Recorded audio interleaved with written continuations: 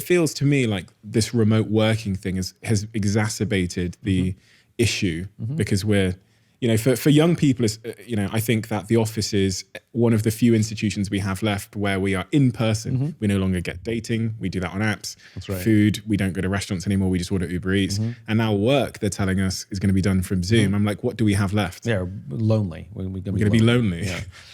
And it's not a coincidence that we see rising rates of depression, anxiety, suicide, especially in younger generations. So, it's not causal, but there's definitely a correlation.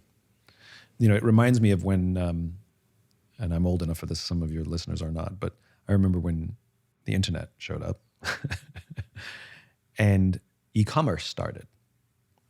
And I remember some of the people who were really into the tech running around thinking, this is the death of bricks and mortars. There will never be stores again.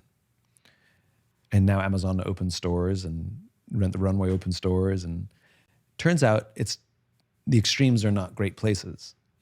It's not the death, it's live alongside. They become different animals. They become different reasons. We go to shops not to get the best deal. You go to websites to get the best deal. You go to shops because it's fun. You go to shops to try stuff on. You go to shops because it's an activity, because our hunter-gatherer instincts, we like foraging and looking for things. It's entertainment. We enjoy the service aspect, It's with our friends. Sometimes it's not about the shops at all. It's just a place, something to do with our friends. It plays a different role. And the smart retailers know that. And so when we talk about work, it's the same. It's the death of the corporate headquarters. It's the death of the office. I'm like, is it though? The reality is this is going to be somewhere in the middle. And I think one thing with all the predictions about what the future of work looks like, I think one thing we can be absolutely sure of is there'll be more flexibility. Where it used to be, hey boss, can I take off next Friday? Can I work from home next Friday? I have to stay home for whatever, right?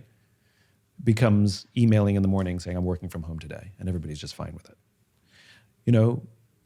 Introverts liking working from home, extroverts like working at the office. But at the same time, sometimes extroverts should stay home because they can get more work done, and sometimes introverts need to come to the office because they need to connect, and we want you to be a part of the culture. And so I don't think, making any predictions about what it will look like, I think is a little foolish at this time. We know it'll be some sort of amalgamation. We know it'll be more flexible, and probably every office will be slightly different.